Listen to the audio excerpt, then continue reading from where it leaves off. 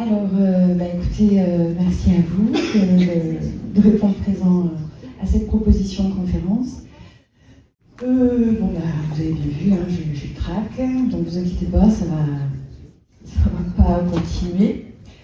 Donc je me présente peut-être rapidement, je suis Sonia Fiquet, j'ai 57 ans, j'ai été diagnostiquée TSA à l'âge de entre 51 et 52, puisque le parcours est assez long quand même, entre le moment où on se dit « Ah, mais peut-être que c'est ça », et de trouver quelqu'un qui vous confirme que c'est ça.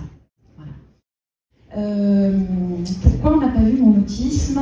Parce que justement, j'ai une autre particularité, j'ai la chance, parce que je pense que c'est quand même une chance, c'est un facteur protecteur, on le sait dans les études qui sont menées.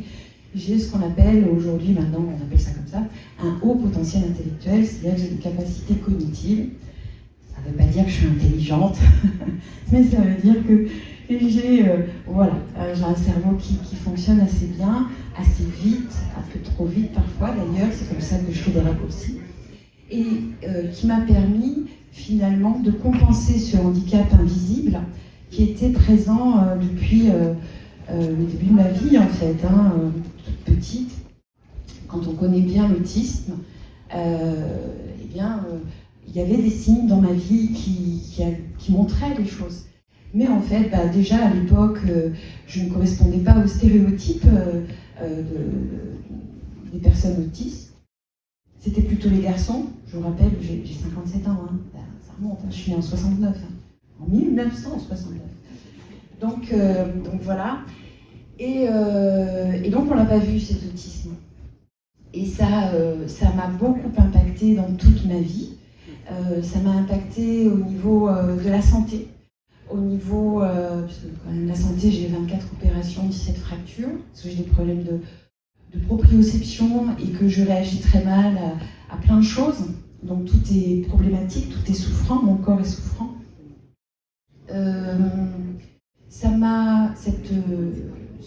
Ce handicap invisible a fait que j'ai été agressée sexuellement 3 fois dans ma vie. La première fois, j'avais 12 ans. Et le pire, c'est que je pensais que j'étais responsable, que c'était de ma faute, que j'avais laissé la porte ouverte quelque part, donc c'était les conséquences.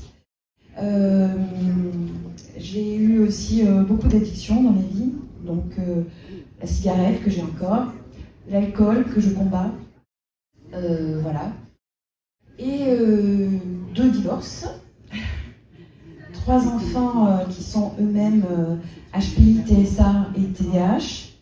Et bien sûr qu'on n'a pas diagnostiqué tout de suite, donc voilà.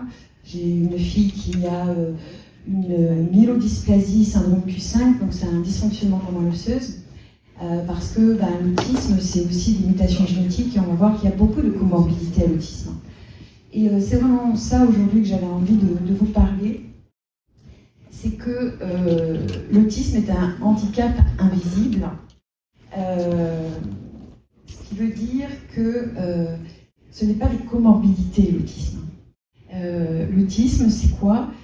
On le sait depuis 2003, grâce au travail de l'équipe de Thomas Bourgeron, c'est une réalité organique. Ce sont des mutations génétiques qui vont impacter le traitement de l'information au niveau synaptique. Alors, je ne suis pas neuropsy, je n'ai pas envie de vous faire une conférence là-dessus, mais en gros, pour se développer, se développer corporellement, physiquement, mais mentalement, maturité, réflexion, eh bien, il y a de l'information en continu dans notre corps et c'est transmis par les synapses entre les neurones. Et ce qu'on sait aujourd'hui, eh bien, c'est que les personnes autistes, elles ont soit une hypoconnexion synaptique, et là on va aller plutôt sur des autismes lourds où l'apprentissage est très compliqué parce que les réseaux consolidés ne se font pas. J'espère que vous me suivez. Et sinon, eh bien, il y a une hyperconnectivité synaptique, et moi je suis plutôt de ce côté-là, c'est-à-dire effectivement trop d'informations. Et du coup, le corps va avoir du mal à intégrer cette information. Ça peut être le cas, par exemple, des personnes... donc, attention, l'hyperconnectivité synaptique ne veut pas dire HPI. Hein. On peut avoir une hyperconnectivité synaptique et ne pas avoir de HPI. Voilà. J'essaie de ne pas me perdre dans ce que je dois vous dire. Donc voilà. Voilà qui je suis. Voilà le handicap. Donc une réalité organique qui fait que nous n'allons pas traiter l'information comme les autres. La problématique du TSA avec HPI, eh ben, c'est la double punition, c'est-à-dire que ça ne se voit pas. C'est-à-dire que, comme je parle et que j'ai un très bon langage, hein, très bon, je ne m'envoie pas des fleurs, hein, mais voilà, j'ai pas de difficulté à communiquer, à m'exprimer, à trouver mes mots, eh bien, les gens pensaient que je comprenais ce que je disais et ce qu'ils me disaient. Or, je n'ai pas la même représentation. Je ne parle pas la même langue que vous. Nous ne parlons pas la même langue que vous. Mais on ne peut même pas dire qu'on parle la même langue entre nous, parce que c'est même pas ça qui se passe. C'est que chacun a une manière de traiter l'information différente. Par contre, ce qui est intéressant, et c'est tout le travail que j'ai fait depuis 5 ans, en décryptant les mécanismes de communication, c'est qu'il y a une modélisation qu'on retrouve et qui nous permet de comprendre finalement comment on traite l'information. Et si on me l'avait dit plus tôt, si on me l'avait expliqué, eh bien, peut-être que j'aurais eu moins de difficultés dans ma vie, peut-être que j'aurais mieux vécu. En tout cas, c'est le travail que je fais aujourd'hui au sein de mon organisme de formation en accompagnant les personnes HPI TSA. À comprendre, parce que bon, on a le diagnostic, bon, déjà il faut qu'on le voie, voilà, il faut qu'on ait l'idée aussi de dire mais peut-être c'est ça. Moi j'ai vu toute ma vie des psychologues, des psychiatres, et bien entendu, le HPI avait pris le dessus sur le TSA, donc on disait à mes parents, elle est précoce, c'est normal, elle est en décalage, elle va trop vite, elle est hypersensible. Quand je faisais des crises de tétanie, qui étaient en fait des crises de raideur autistique, hein, à 15 ans, je n'arrivais plus, donc je tombais, j'avais les mains comme ça, qui se repliaient, et puis j'étais toute comme ça, là, et je tombais, je ne perdais pas connaissance, et on disait à mes parents, elle est trop sensible, donc on me donnait un peu de Valium, hein, ça calmait le truc, et puis allez hop, c'est reparti, tu retournes à l'école, et tout va bien, quoi. Donc, un handicap qui est minoré par le HPI, mais qui est là, qui m'habite, qui est là au quotidien. Et il est doublement handicapant, ce handicap, parce que pour vous qui avez des enfants peut-être HPI, TSA, c'est que les autres ne le voient pas, mais nous ne le savons pas. Nous ne le comprenons pas. Nous ne voyons pas ce que nous pouvons changer dans notre manière de faire, parce que nos intentions sont bonnes quand je communique avec l'autre, et je vois pas ce que je peux faire, je répète mes phrases, mais tu comprends pas ce que je veux dire, mais si Sonia, mais maman, t'as pas bien compris, c'est pas ça que je suis en train de te dire, mais oui Sonia, j'ai bien compris que tu n'avais pas compris que... Et voilà, et les quiproquos, tout le temps. Donc ce que m'a permis le diagnostic, eh bien, c'est de creuser ça, et il se trouve, alors on est toujours à la recherche de nous-mêmes, je pense, c'est que mon métier, avant de faire ce que je fais aujourd'hui, j'étais formatrice en compétences sociales et relationnelles. C'est-à-dire que j'ai passé ma vie, depuis l'âge de 25 ans, à expliquer aux autres comment il fallait qu'ils se positionnent dans la relation aux autres, en communication relationnelle, pour avoir des bons résultats. Et moi, professionnellement, j'avais des très bons résultats. Mais là où ça pêchait, c'était dans chaque fois qu'en fait, je n'étais plus une machine, mais que j'étais dans l'émotion. Alors quand je dis je n'étais plus dans une machine, c'est que l'avantage quand on est TSA, on a des centres d'intérêt forts. Et comme ça nous plaît, eh bien, on apprend, on se forme et on devient des experts dans nos centres d'intérêt. Et tant que ça ne nous touche pas, on est vraiment bien capable d'expliquer aux autres comment ça doit se faire, comment ça doit se passer. La problématique, c'est dès qu'il y avait l'émotionnel qui rentrait en compte, alors tout ce que j'avais appris, la réciprocité, l'écoute, je ne voyais pas que je n'appliquais pas. J'étais persuadée que je continuais d'appliquer ma méthode en principe relationnel. Mais en fait, je ne voyais pas que je ne comprenais pas les situations parce que je ne les décryptais pas avec les bons indicateurs. Et c'est vraiment ça qui m'a permis aujourd'hui de vivre en cohérence avec moi, c'est qu'aujourd'hui, je connais mes limites, je sais ce que je ne comprends pas, je me vois dans mes incompréhensions, je me vois dans mon anxiogénité, je me vois dans mes limites quand je suis en saturation sensorielle, et tout ça, je ne le voyais pas. Moi, je fonçais jusqu'à l'épuisement, donc je faisais des burn-out réguliers, hein, on monte, on descend. J'étais agressive, je ne me voyais pas dans mon agressivité, mais en fait, je n'étais pas agressive, j'étais inquiète. Mais là encore, je ne savais pas comment je pouvais communiquer là-dessus. Donc voilà. Donc ce que je vais vous montrer, c'est un petit peu le travail que j'ai effectué jusqu'à présent. Alors j'espère que ça va marcher.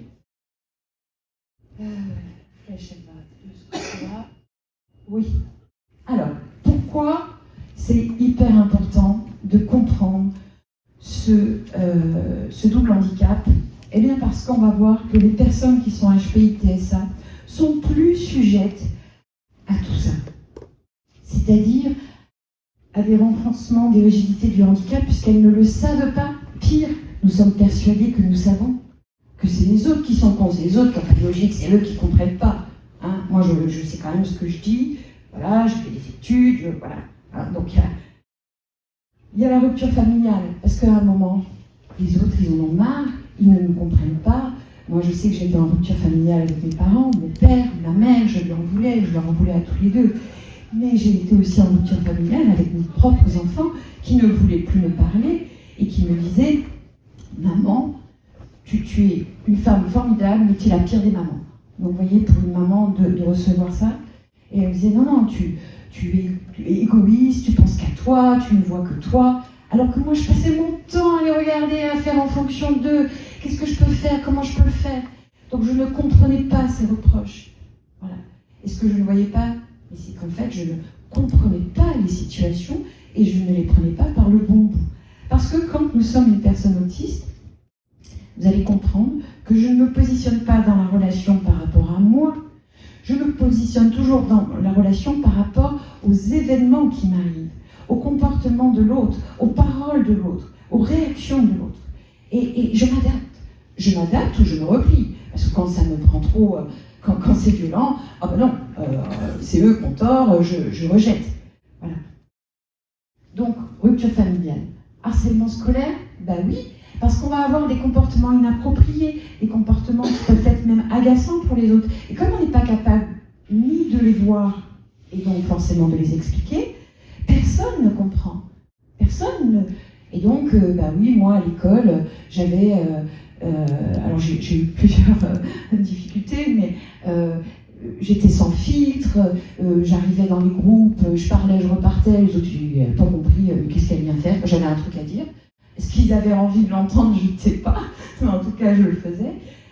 Et donc je n'étais pas invitée au goûter d'anniversaire, j'avais pas de copine. Et puis au collège, ça a été le rapport à la sexualité, c'est-à-dire que moi je trouvais que c'était sympa. Les garçons me regardent, c'est chouette. Hein. Du coup, moi aussi, je leur souriais, quoi, voilà. Bon, la réputation, Sonia, voilà. Hein.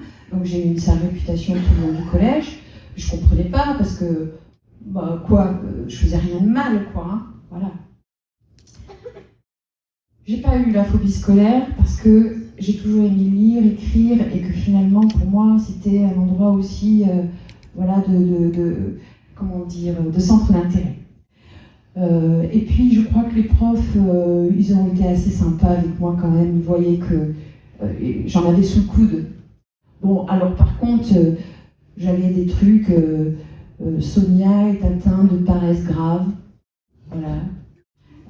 Sonia peut me le faire, oui, tout le temps. Alors j'étais pas dans la paresse, hein.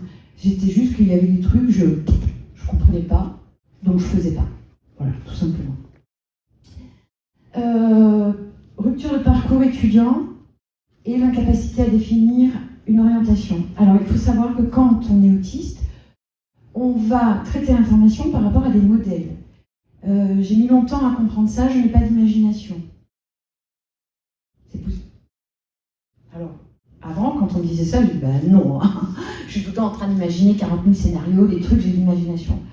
Non, je suis créative. Je ne suis pas dans l'imagination. Si je ne connais pas une chose, je ne peux pas m'imaginer que cette chose existe. Ce n'est pas possible pour moi. Je fais des liens, et c'est en ça que je suis créative. C'est en ça, je vais mettre ensemble des choses auxquelles les autres ne penseraient pas les mettre ensemble. Et ça fait un nouveau truc. Donc ça, c'est cool. La problématique, c'est que, c'était quoi mon modèle ? Mon modèle, c'était des parents qui travaillaient ensemble, qui s'étaient connus à 18 ans, qui ont eu leur premier bébé à 18 ans, qui en ont eu 4 comme ça, et on était en autarcie dans notre famille. Donc je suis la seule à avoir eu le bac. Les autres ont été travailler à l'entreprise familiale, artisanale de mon père. Et donc le seul modèle que j'avais, c'était, quand on est une femme, qu'est-ce qu'on fait ? On se marie et on fait des bébés. Donc, après que j'ai eu mon bac, je ne savais pas que je pouvais aller à la fac, je n'avais pas de représentation, et comme personne m'y emmenait, et que mes parents pensaient que les études c'était fait pour les feignants et qu'il valait mieux que j'intègre l'entreprise familiale, eh bien vous voyez, je n'ai pas pu accéder aux études tout de suite, après par la suite, parce que heureusement il y a d'autres personnes qui m'ont montré d'autres choses, mais de moi-même, j'étais perdue. Donc la seule chose que je devais faire dans ma tête, c'était trouver l'amour, trouver l'homme pour faire mes bébés. Voilà. Et donc je me suis mariée avec mon premier mari, parce qu'il représentait dans ma tête l'homme idéal, 1m80, grand, brun, pompier. Super. Centre d'intérêt commun, pas grand-chose. Problème. Mais ça, je ne le savais pas à l'époque. Donc deux petites filles, 13 mois d'écart, c'est-à-dire 22-23 ans. 23 ans, je suis mariée, j'ai mes 2 enfants.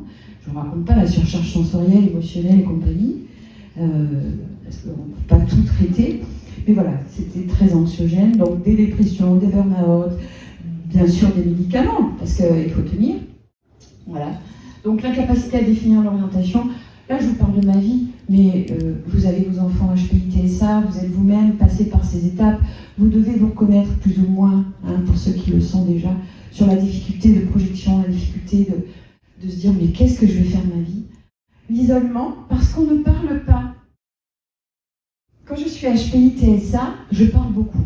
Je ne parle pas de moi, je ne parle pas de mon intériorité, je ne parle pas de ce que je ressens, je ne parle pas de mes besoins. Pourquoi ? Parce que je suis en dissociation corporelle. En fait, je suis dans mon mental, et moi je traite l'extérieur, j'analyse l'extérieur, les bases de données. Et je prends. Mais mon besoin à moi, jamais. Donc je sens qu'il y a un décalage, je sens qu'il y a un truc qui ne va pas. Mais je ne peux pas l'expliquer, je ne sais pas ce que j'ai. Et je crois que tout le monde vit ça, le pire. C'est que tout le monde est seul. Donc je réfléchis beaucoup sur la solitude existentielle, le mythe de la caverne, Platon. Voilà. J'essaie de chercher, de comprendre. Hein. Est-ce qu'on est tous comme ça ? Et forcément la dépression.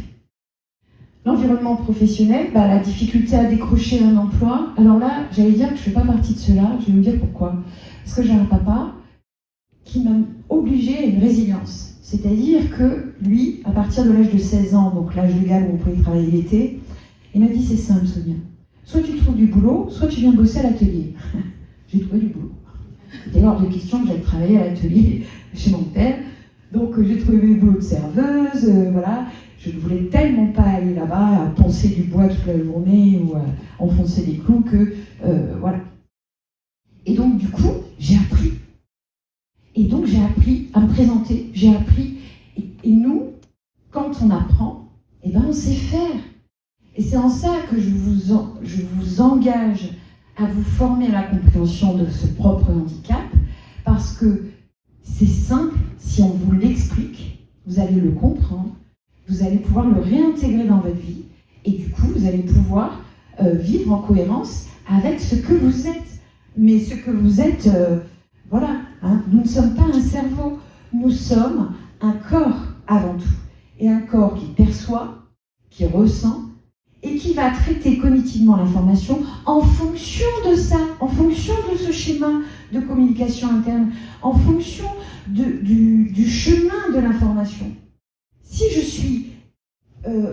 je ne suis pas dans mon corps, alors je ne suis pas dans la compréhension de mon besoin.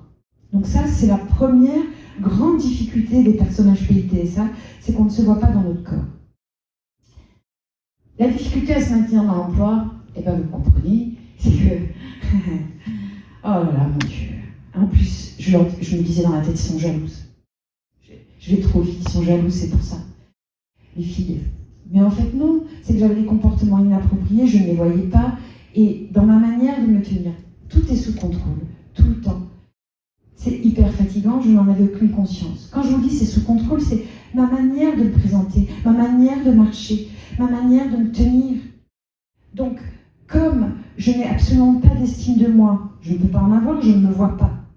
Donc, du coup, tout est... Voilà. Donc, pourquoi j'ai les cheveux courts ?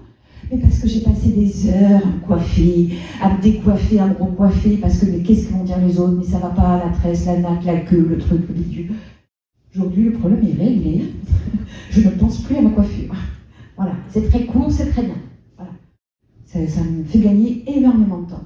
Je suis dans le contrôle de tout, de mon apparence, du moindre truc, et quelle boucle d'oreille, et quelle chaussette, etc.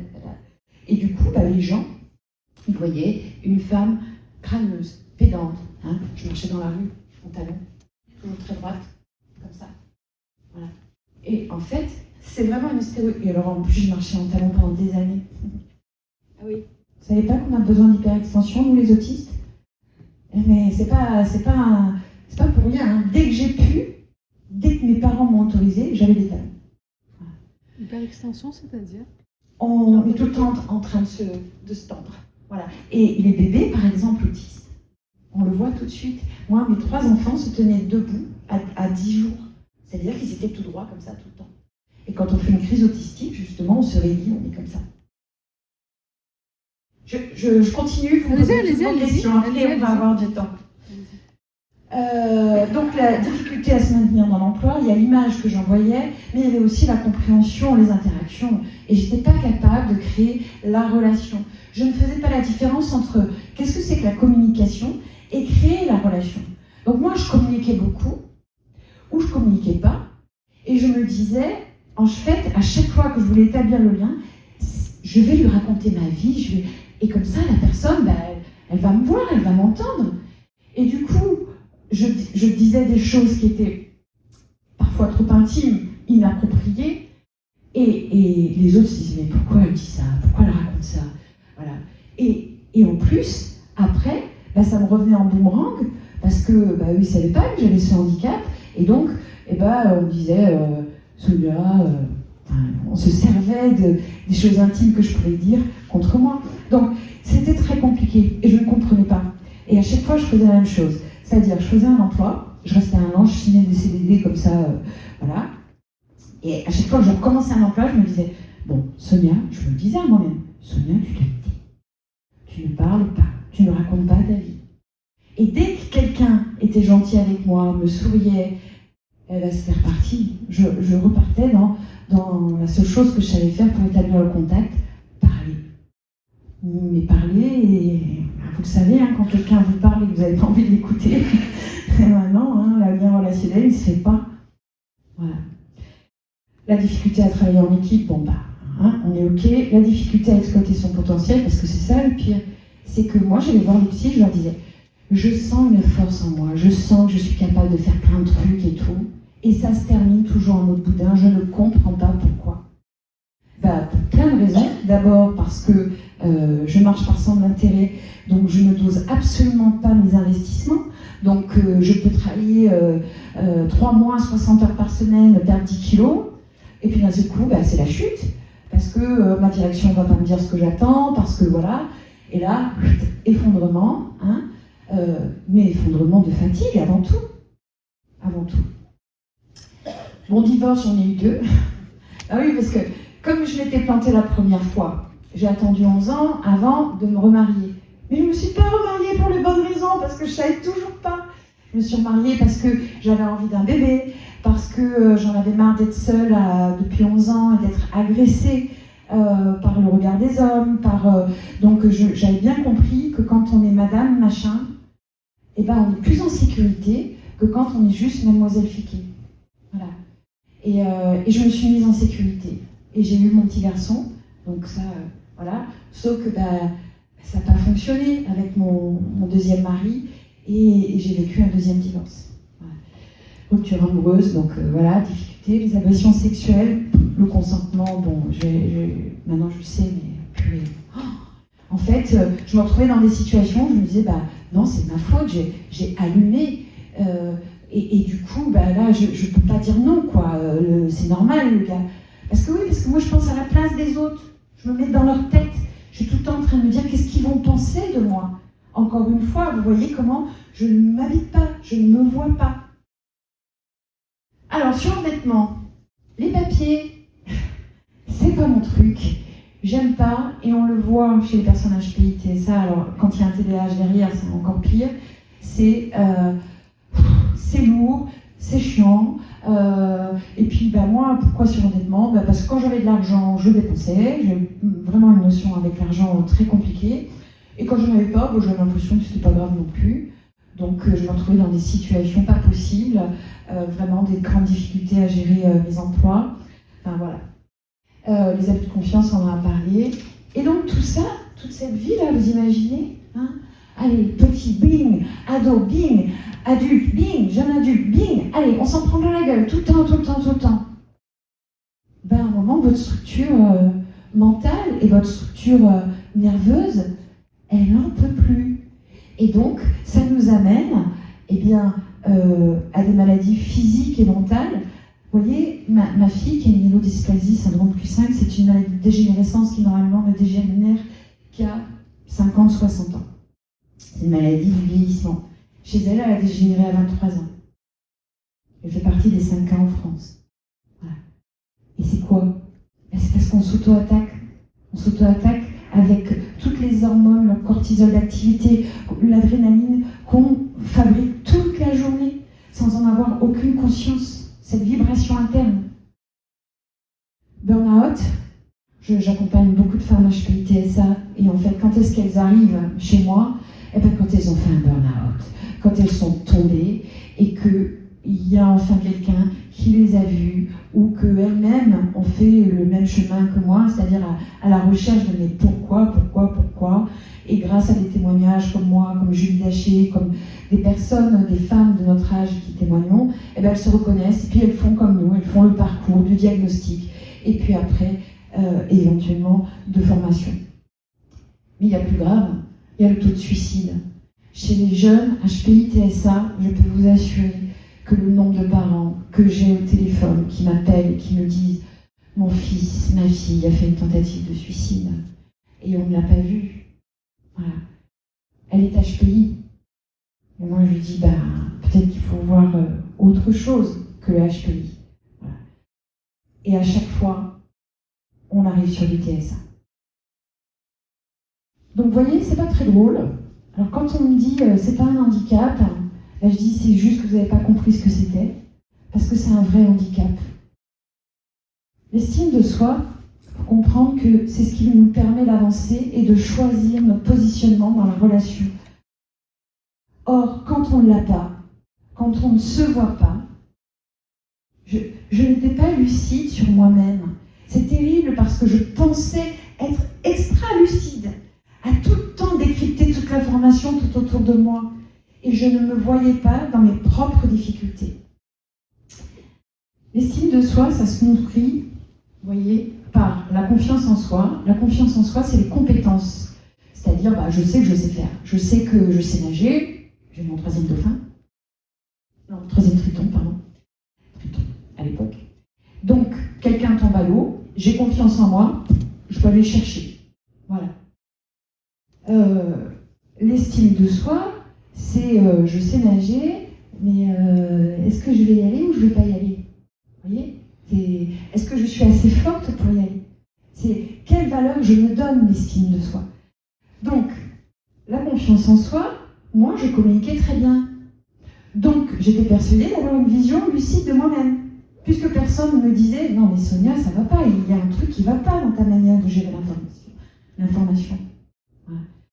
Donc, en fait, ce qui se passe, c'est que je ne peux pas accéder à cette estime de moi tant que je n'ai pas les compétences sociales et relationnelles, c'est-à-dire la compréhension fine de mon handicap, parce que quand j'ai la compréhension fine de mon handicap, alors je peux avoir une vision lucide, c'est-à-dire que je connais mes limites aujourd'hui. Aujourd'hui, je suis capable de dire « Stop, non, ce soir, là, je ne peux plus parler. Je peux plus accueillir.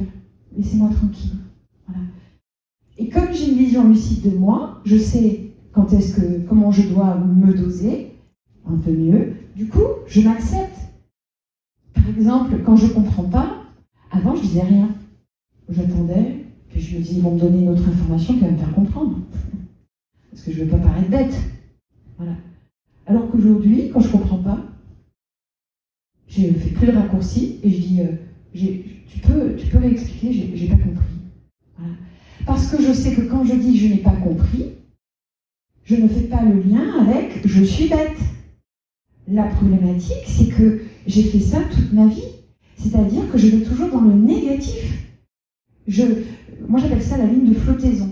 Dans la ligne de flottaison, vous voyez, il y a ceux qui sont en dessous et qui essayent de remonter, c'est moi, c'est-à-dire toujours dans le négatif, et on essaie d'aller vers le positif, mais avec les flots, tout ça, de temps en temps, il y a une petite bouffée d'air, puis hop, on retombe. Et en fait, je n'expérimentais pas le plaisir. Donc, du coup, c'est très compliqué d'aller chercher quelque chose que vous ne connaissez pas. Donc, quand je vois mon environnement, je ne suis pas en train de me dire qu'est-ce que cette personne va m'apporter de bien, mais mon Dieu, de quoi il faut que je me méfie. Parce que forcément, quand vous ne savez pas traiter l'information, que vous avancez dans des sables mouvants, sans même en avoir la lucidité, mais que vous sentez bien que... Alors, pourquoi il me sourit? Pourquoi il me sourit parce qu'il est content de ce que je dis, parce que c'est un sourire ironique, il n'est pas d'accord, c'est quoi? Voilà. Et moi, je passais mon temps à faire ça. Et à partir du moment où je m'accepte, eh bien, effectivement, je m'aime aujourd'hui. Je m'aime comme je suis. Voilà. Je rigole de mon handicap. C'est là où, aujourd'hui, alors des fois, je me dis, oh, à ce point-là, des fois, je me rends compte que je n'ai pas compris. Waouh, ça me fait rire, en même temps, je me dis, waouh. Et en fait, tout de suite, je reviens sur les signes de moi, je me dis, ah non, mais Sonia, t'es hyper courageuse, hein. Il n'y a personne qui t'a eu, tu t'es démerdée avec ton autisme toute ta vie. Mais sois fière de toi, ma vieille. Soyez fière de vous, hein. Ah ouais. Il n'y a personne, c'est pas les autres qui doivent être fiers de vous. C'est vous qui devez être fiers de vous. Voilà. Alors je continue sur le traitement de l'information. Donc, ce qu'on va comprendre. Ça, c'est une petite carte que vous pouvez retrouver dans le livre de Thomas Bergeron, des gènes, des synapses et des autismes. Donc, c'est vraiment le fait que les synapses, voilà, elles apportent les informations entre deux neurones, et on voit bien que la probabilité d'autisme, elle est plus grande quand il y a peu de synapses ou trop de synapses. Et qu'est-ce que ça va faire? Ça va faire que dans les réseaux connectés, c'est-à-dire il y a des chemins qui se font. Par exemple, vous apprenez à marcher, vous êtes d'accord, le réseau connecté, c'est la marche, et bien ok, une fois que vous savez marcher, c'est implémenté dans votre cerveau, et c'est terminé, on n'y revient plus. Sauf si vous avez un accident, par exemple, et que justement, ce réseau connecté, il est défait. Et bien, imaginez que pour ceux qui sont hypoconnectés, ils ont beau apprendre, le réseau ne reste pas. Donc c'est très compliqué pour eux. Et puis après, vous avez les réseaux hyperconnectés. Et là, je suis plutôt de ce côté-là, moi, en tant que HPI TSA. C'est-à-dire que toutes les informations, on les garde. Alors, on a des mémoires fabuleuses, on ne sait même pas qu'on a une mémoire fabuleuse. Mais on a beaucoup d'informations, ce qui veut dire qu'on a une hyperactivité cérébrale. Ça veut dire un cerveau qui ne s'arrête jamais. Et surtout, on va voir qu'on ne dort pas très bien. Parce que même quand on dort, ça continue. C'est-à-dire le nettoyage du cerveau, ici, là, où tout ce qui ne me sert pas dans la journée, par exemple, je ne sais pas, la dame, elle a son truc avec les couleurs noir et blanc. Voilà, votre petit haut. Le marine est beige. D'accord. Ok. Eh bien, c'est pas une information importante de la journée, on est d'accord, excusez-moi, même. Mais je l'ai vue. Elle est là. C'est tout. Et peut-être qu'elle va ressortir à un moment, on ne sait pas pourquoi. Voilà. Donc je ne fais pas le bon nettoyage, l'homéostasie, la nuit, j'ai du mal à me dormir. Et voilà aussi pourquoi les diagnostics tardifs sont en train d'exploser, parce que notre structure nerveuse qui nous permettait de compenser et de dire bon, c'est pas grave, hein, on va continuer, eh bien en vieillissant, notamment pour les femmes et les hommes de plus de 40, 45 ans, 50 ans, eh bien la structure nerveuse, elle ne permet plus de compenser. Donc voilà pourquoi la dépression, pourquoi les burn-out et compagnie. Alors, je vous montre comment on traite l'information. C'est toujours une carte de Thomas Bourgeron. Donc en fait, le monde extérieur, vous voyez, vous avez des informations non sociales. Le non social, c'est explicite. C'est, je vois qu'il y a tant de chaises, je vois les lumières, je vois voilà, tout ce qui est écrit. Et puis, il y a les informations sociales. Pourquoi vous êtes là? Pourquoi vous êtes venu me voir à la conférence? J'en sais rien. Je ne suis pas dans votre tête, moi, je ne suis pas dans votre vie, je ne sais pas. Et donc, vous voyez, il y a beaucoup d'informations. Et donc, comment on va... comment cette information va être traitée? Elle va être traitée par nos organes qui perçoivent l'information.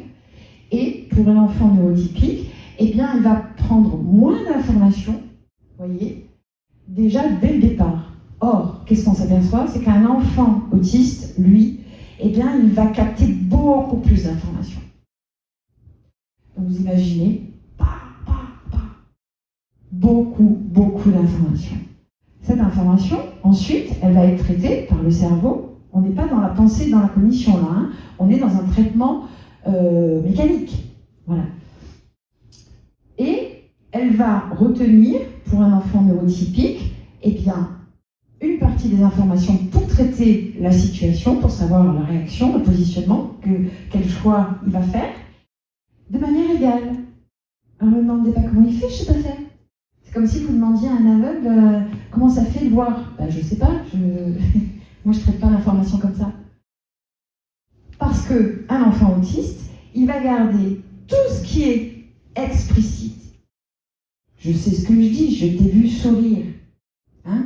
Donc arrête de me dire que tu te moques pas de moi. Mais non, Sonia, je t'assure, je me moque pas de toi, je souris comme ça. Non, je vois bien ton expression. Nombre de fois où j'ai fait des focus sur un détail parce que nous traitons l'information en détail.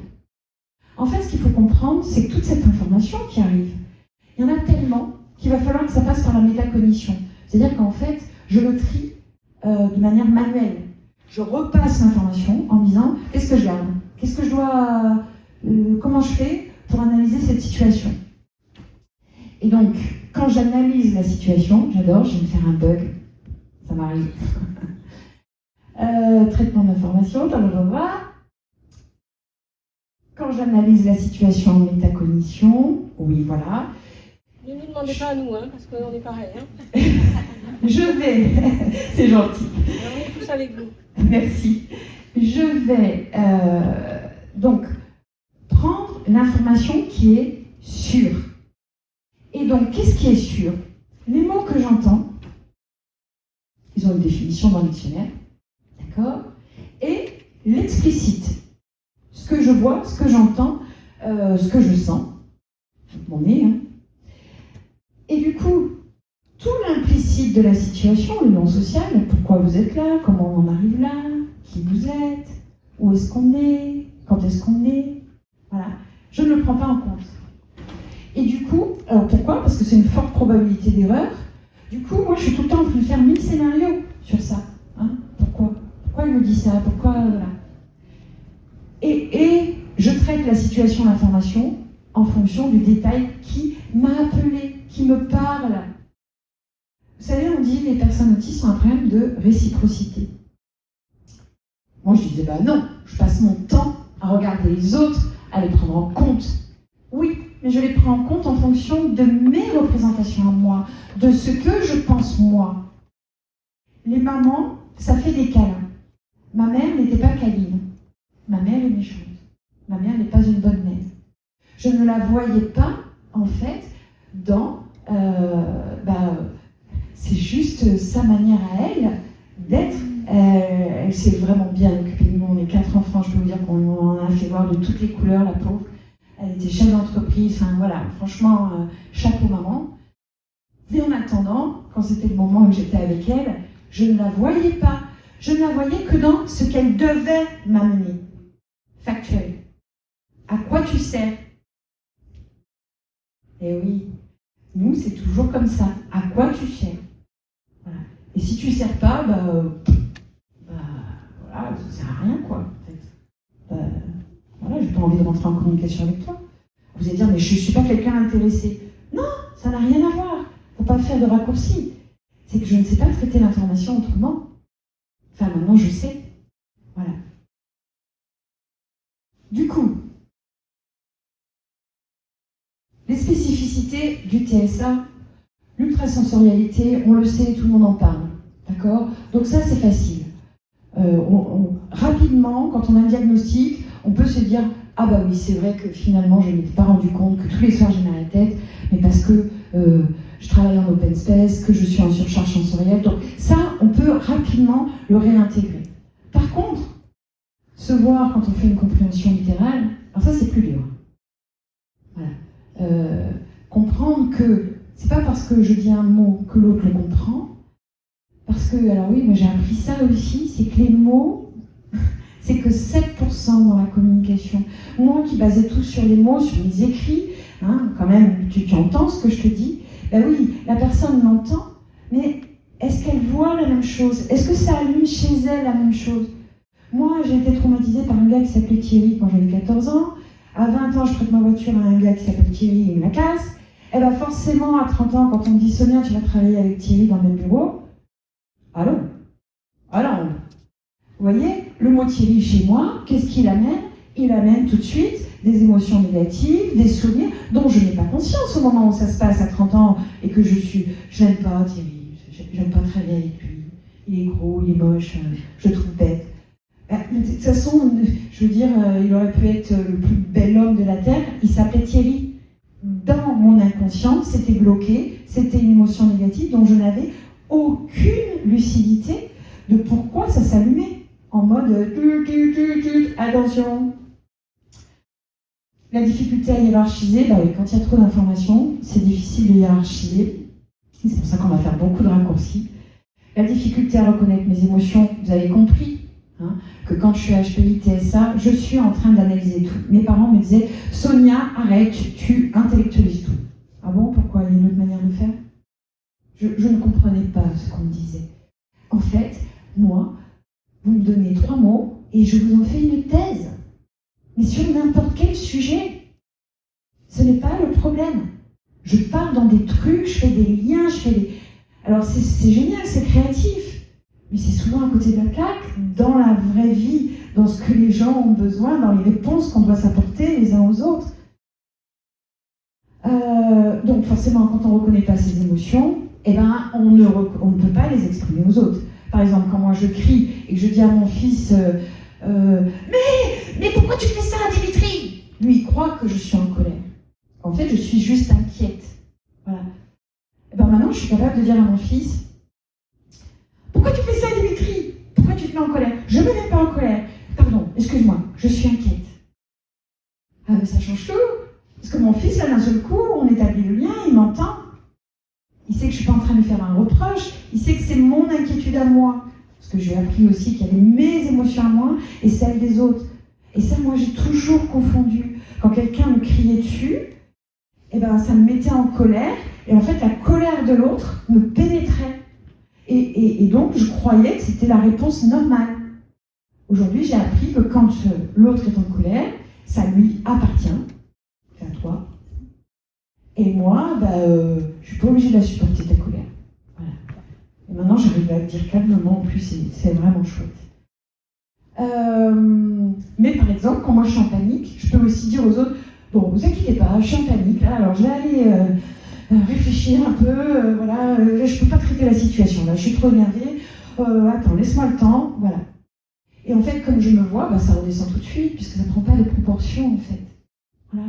Parce que nous, le problème, c'est que quand une information négative, qu'elle va générer un sentiment négatif, ça va prendre des proportions. On va faire 1000 scénarios. Hein, paf, paf, paf. Alors, mon patron fait la gueule quand il rentre dans le bureau. Qu'est-ce que j'ai fait? Oui, je l'ai vu, il a croisé la comptable, elle ne peut pas me voir. De toute façon, bon, il va me virer. Alors qu'en fait, ça va l'air d'aller, faites une drôle de tête. Ah oui, je vais avoir un contrôle fiscal. Ah d'accord. Je ne l'avais pas envisagé celle-là. En fait, je pense toujours que les événements sont raccrochés à moi parce que je ne sais pas faire le lien de prédiction. Voilà. Et donc en fait, je suis toujours dans le moment présent. Je vous donne un autre exemple. On a vécu avec mon chéri, maintenant on en rigole, mais un soir, on a un petit spa gonflable, on venait de déménager, donc moi j'avais bien tout remis à sa place, hein, pour ne pas chercher les choses, hein, que les choses elles soient bien à leur place et tout. Et je vois que le spa, on ne l'avait pas refermé. Je lui dis, Laurent, on n'a pas refermé le spa. Il me dit, t'inquiète, je le ferai après manger. Donc après manger, il faisait nuit, et nous, on n'avait pas encore l'électricité dehors.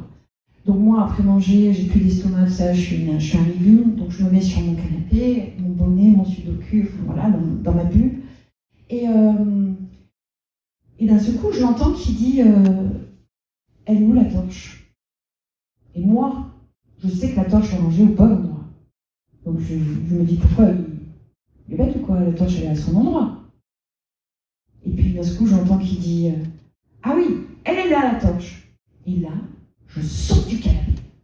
Pourquoi tu veux bouger la torche de place? Elle est au bon endroit. Il me dit, non Sonia, la torche, j'en ai besoin pour aller éclairer. Je n'ai pas fait le lien de prédiction entre les deux situations que je viens de vivre. Je suis dans ma tête, je suis dans ma bulle.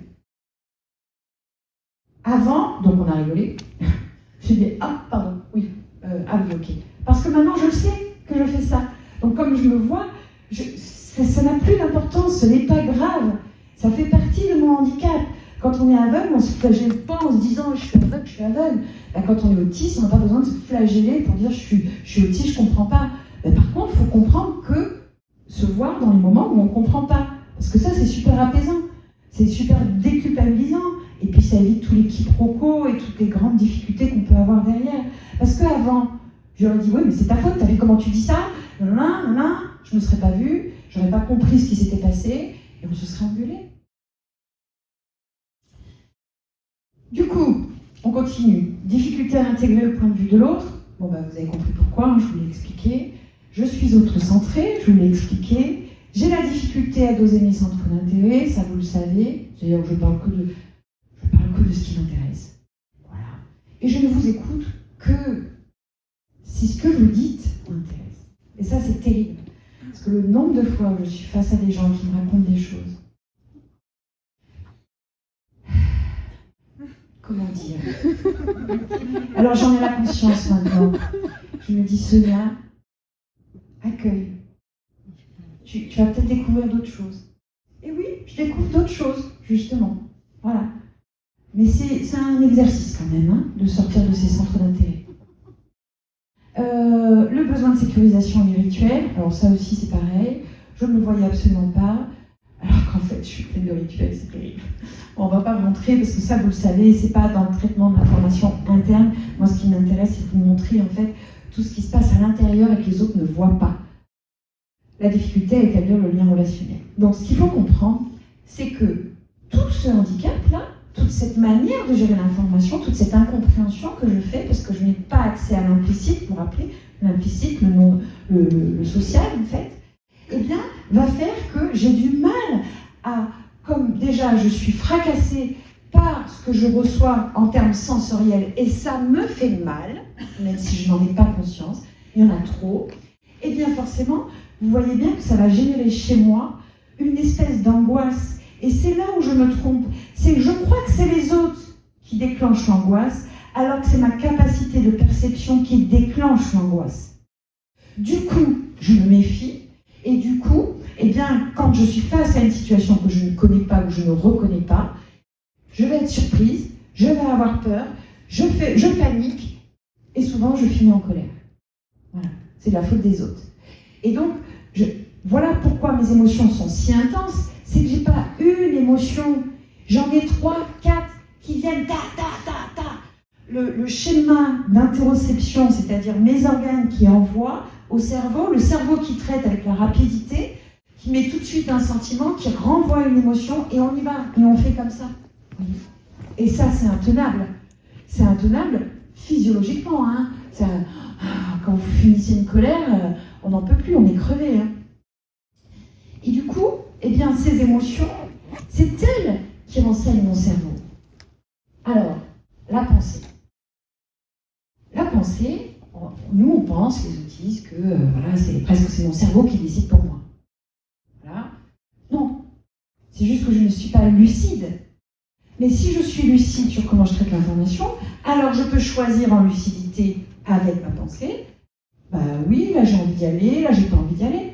Mais quand je subis, quand je n'ai pas conscience, quand je suis en dissociation de mon corps, que je ne sais pas que je suis en train d'être agressée par ma manière de traiter l'information, je vais me replier. Je vais juger l'autre négativement. Je vais interpréter, je vais projeter. Je vais avoir une incompréhension de ce qui se passe. Je juge l'injustice de la situation. Je me juge comme nul, bien entendu. Hein, voilà. Je fais 1000 scénarios. Bah oui, il faut que je trouve la porte de sortie, la solution. C'est quoi? Pourquoi il se passe ça? Le nombre de fois où on s'est posé les pourquoi. Pourquoi l'autre il dit ça? Pourquoi l'autre il fait ça? Pourquoi j'ai pas fait ça? Hein, je complexifie les situations. Alors, je peux vous dire que je suis la championne du monde quand même. Parce que moi, je pensais qu'il y avait un alphabet anglais pour apprendre l'anglais. Que c'était un truc de code et qu'il fallait tout changer les lettres dans les mots. Que maison, house, et ben, il fallait que je trouve qu'est-ce qu'il en est. Ah ouais, c'est fatigant, hein. J'intellectualise tout, je dois répondre à mes pourquoi et je me compare. Et du coup, imaginez, en fait, notre cerveau, il est là pour nous maintenir en vie. D'accord? C'est sa première fonction. Donc lui, vous lui envoyez de l'angoisse, ben, il réagit en angoisse. Donc il fait ça. Voilà. Et ça va alimenter tous vos sentiments, c'est-à-dire votre personnalité, ce que vous êtes.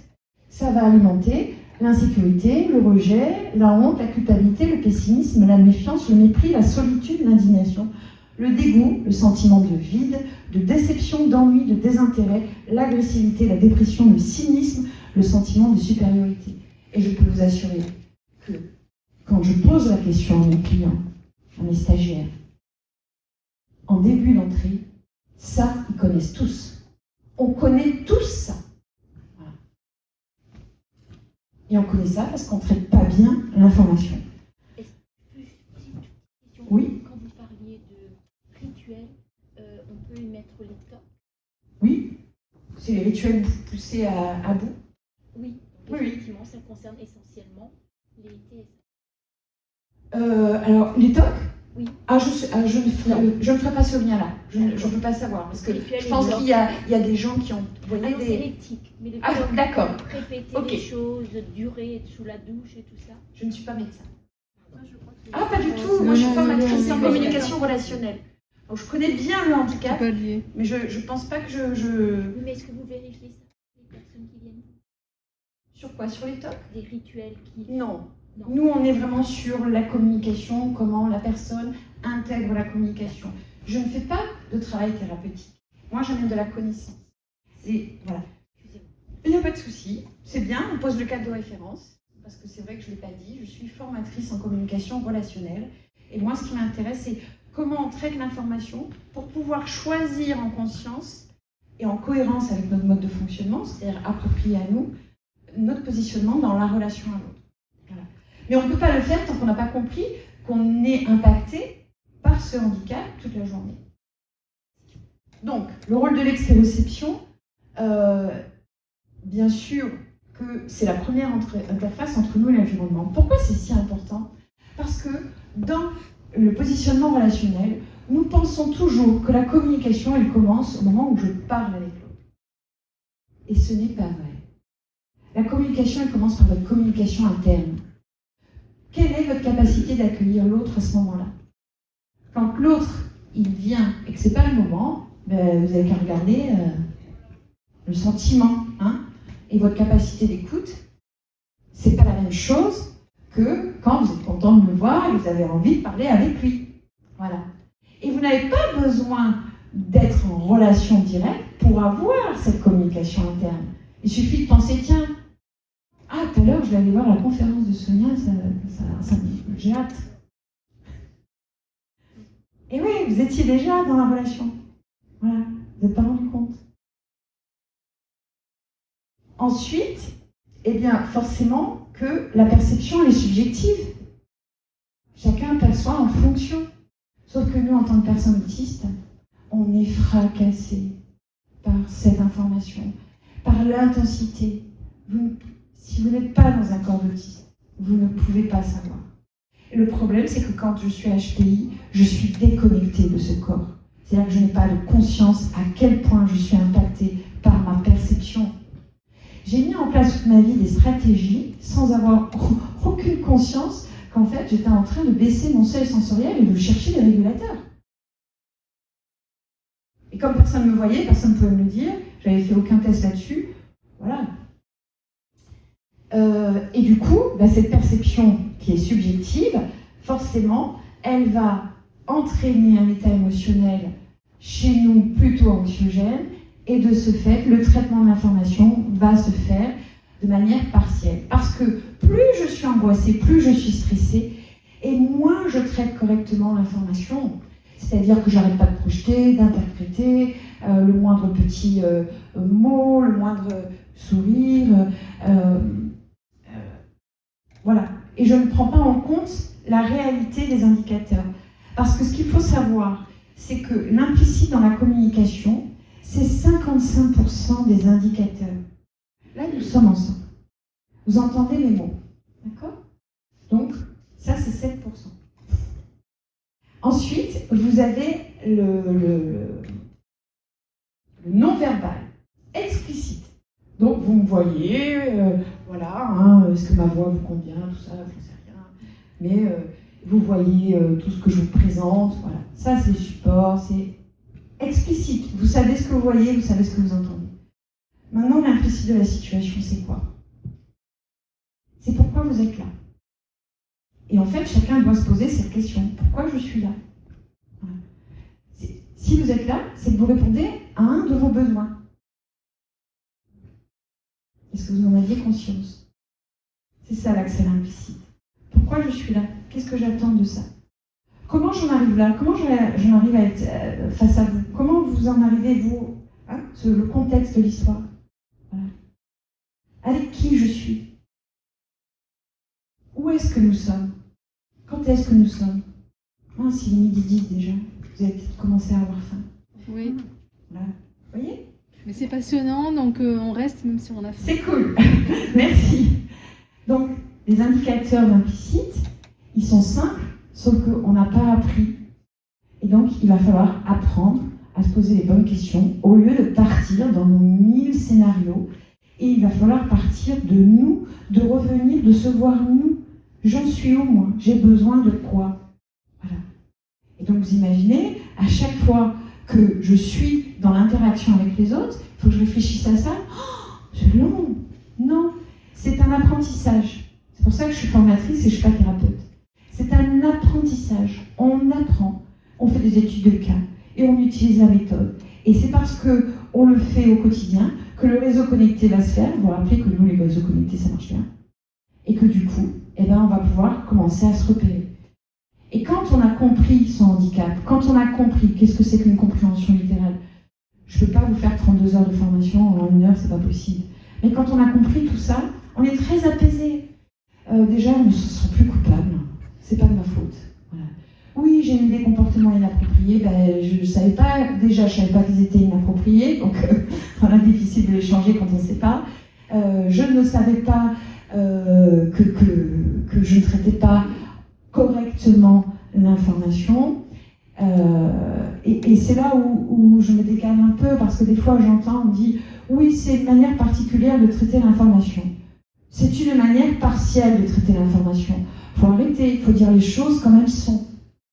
Et que si on nous apprend depuis tout petit à traiter, à nous rendre cette partie-là, même si on le fait de manière intellectuelle, parce que c'est notre manière de faire, on s'en fiche. C'est notre canne, c'est notre prothèse. Je veux dire, un aveugle, on lit pas, t'es aveugle, tu te démerdes. Hein.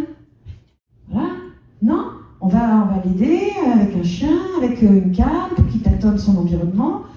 Et bien, avec une personne autiste, c'est pareil. Il faut lui montrer tout petit, donc d'où l'importance du diagnostic précoce, et lui montrer tout petit, lui dire regarde, ça, tu vois, c'est comme ça qu'il faut le regarder. On parle de toi. Alors toi, qu'est-ce que tu ressens? Qu'est-ce que tu penses? Je ne l'ai pas fait à mes enfants. Je ne savais pas. Donc aujourd'hui, je rattrape derrière un système qui est déjà implémenté. Et plus on vieillit, et voilà pourquoi les personnes autistes ont du mal, c'est que plus c'est implémenté, et plus on va avoir du mal à redonner, à ramener ce qui manque, sauf si on comprend que ça nous fait du bien. Et je vous assure que ça fait du bien. Que toutes les personnes qui arrivent à faire ça, elles se sentent apaisées. Voilà. Et c'est là où je dis on a la chance d'être HPI. Je ne suis pas sûre que toutes les personnes autistes puissent le faire, mais je sais que les personnes HPI, et pas tous les HPI TSA, il y a des HPI que j'arrive pas. Ils sont coincés dans leur manière de faire, ils sont persuadés que c'est la bonne manière, et donc je ne peux pas les aider en leur apportant cette connaissance. Ils ne se rendent pas compte à quel point ils en ont besoin. Une relation, c'est deux personnes qui vont l'une vers l'autre. C'est une attractivité. C'est pas parce que, c'est pour ça que on vous appelle monsieur, madame, je sais tout, c'est pas parce que vous dites les choses aux gens qu'ils vont comprendre. Parce que s'ils n'en ont pas besoin à ce moment-là, s'ils n'en ont pas envie, s'ils ne voient pas la pertinence, ils ne comprennent même pas pourquoi vous leur parlez. Donc il faut bien qu'il y ait une demande des deux côtés, un besoin des deux côtés qui se rejoignent. Et c'est ça, établir une relation. Une relation, elle est bonne quand chacun sait pourquoi il est là et qu'est-ce qu'il attend de l'autre. Voilà. Et c'est pas grave si on s'engueule, ça fait partie. La communication, ça dysfonctionne naturellement. Mais l'important, c'est de ne pas la cristalliser, de ne pas lui donner plus d'importance qu'elle n'en a.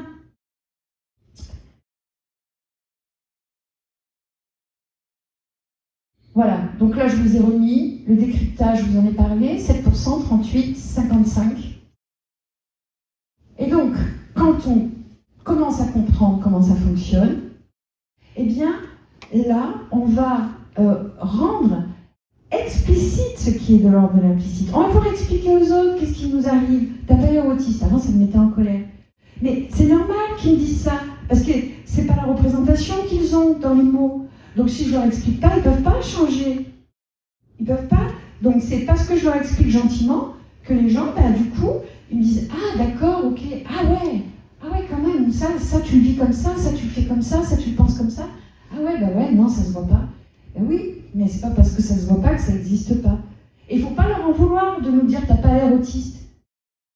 Nous, ça nous met en colère, parce que nous, on a mis tellement de temps à se voir, voilà, ou à ce qu'on nous voit, que quand on ose dire « Tu sais, je suis autiste », et que les gens comprennent pas, ben non, parce qu'ils sont pas dans notre corps. Ils ne sont pas dans notre réalité interne, dans notre traitement du schéma de communication interne. Voilà. Du coup, quand j'ai bien compris ça, et que je me sers de la méthode, qui est une méthode simple, alors, toute la formation qu'on fait, on le fait en individuel, parce que justement, on va s'assurer que chaque personne, elle ait la bonne image sur le concept ou le mot qu'on lui dit. Voilà. Parce que si je vous dis des choses, mais que vous n'avez pas compris, parce que ça n'allume pas la bonne image, eh bien, vous allez mal vous en servir. Et vous allez dire, ça ne fonctionne pas. Ben, ça ne fonctionne pas parce que justement, et je l'ai testé avant vous, puisque pendant 20 ans, je l'ai enseigné et je m'en servais mal. Voilà. Donc là, maintenant, je peux vous dire que je sais comment on doit s'en servir de cette méthode. Et donc, du coup, je vais analyser mieux les situations, je vais arrêter de juger les autres, je vais prendre de la distance. Hein. Alors, vous voyez, ça, ce rapport au temps, c'est fabuleux. Par exemple, nous, dans nos compréhensions, HPI TSA, être rapide, c'est être performant. C'est ce qu'on nous a appris. Dépêche-toi, va vite. Allez, dépêche-toi. Hein? Je suis efficace, je vais vite. Eh ben non. C'est tout l'inverse. C'est parce que je vais prendre mon temps que je vais être performante. Le problème, c'est pourquoi je ne prends pas mon temps? Eh ben on en revient au traitement du schéma de communication interne. Parce que ça m'angoisse, parce que ce que on vient de me dire, ce qu'on vient de me faire, ce que je viens de comprendre, il faut que ça sorte. Donc je vais vite. Et donc, j'ai cette impatience corporelle que moi, je situe comme des petites bulles, en fait, dans mon corps, là, qui font comme ça, là. Et c'est cette impatience corporelle qui dit, qui me dit, vite, il faut répondre. L'autre me dit quelque chose, paf, ah ben j'ai répondu trop tôt, trop vite. Alors maintenant je me vois, donc maintenant je rattrape. Je fais, attends, je vais pas te donner une réponse tout de suite. Voilà. Et les autres, ils acceptent, hein, parce que comme je le dis, tant que ça c'est pas, il n'y a pas d'urgence. Les urgences, c'est nous qui les faisons. C'est nous qui n'arrivons pas à hiérarchiser. Voilà. Et elles sont urgentes quand elles sont souffrantes.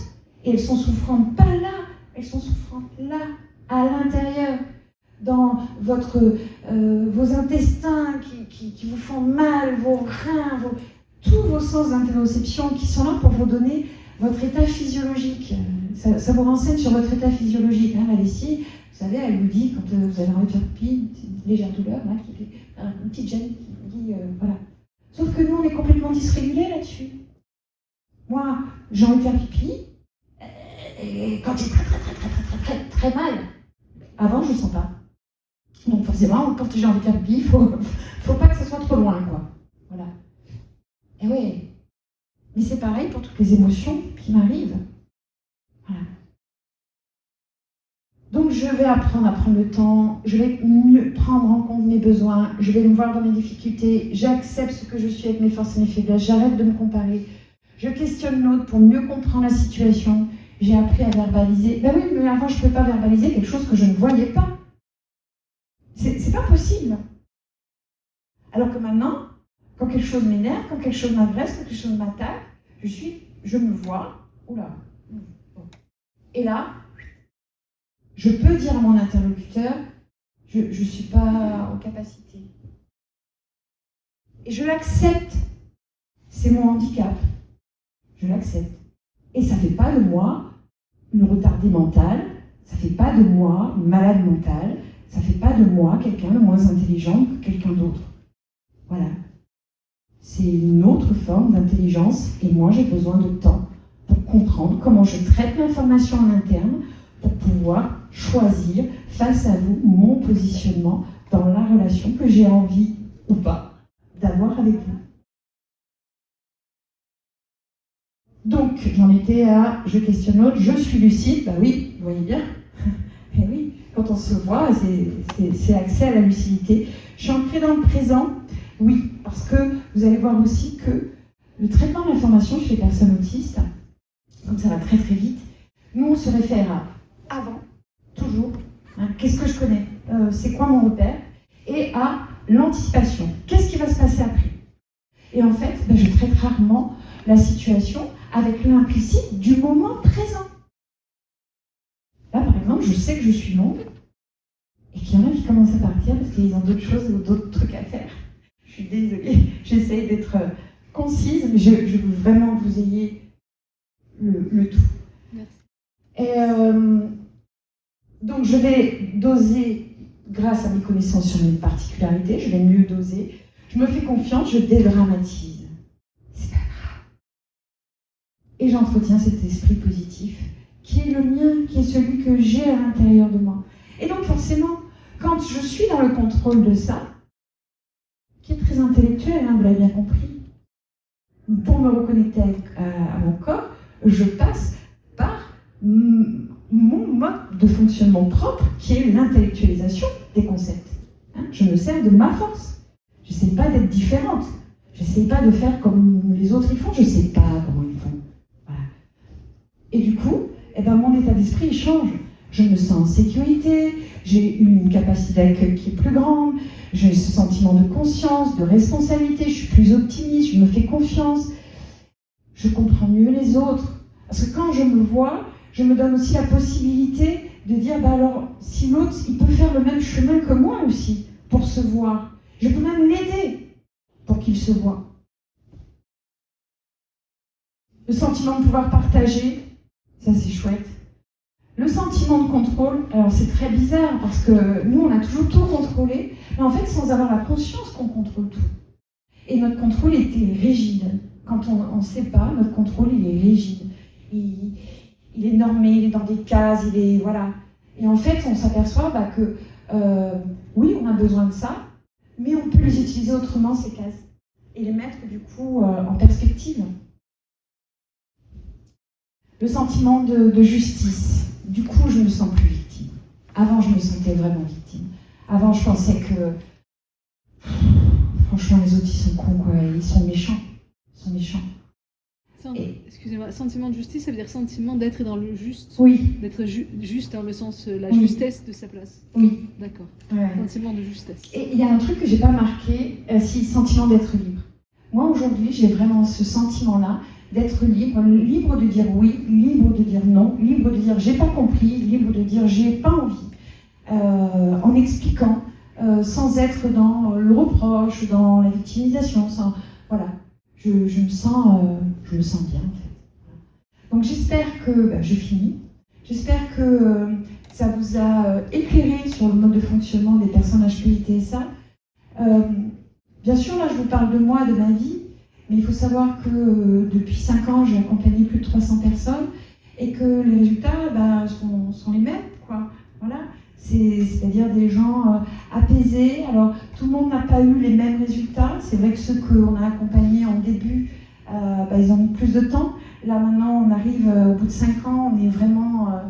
la formation est modélisée, on sait vraiment ce qu'on veut faire, on est en train de former des formateurs. Et voilà, maintenant, je pense qu'on maîtrise vraiment bien ce qu'on a envie de vous apporter pour que vous puissiez ne plus être dans la suradaptation, mais dans la réalisation de qui vous êtes, quoi, tout simplement, avec vos propres choix, votre autodétermination, ce que vous avez envie d'être. Voilà. Merci. Merci à vous.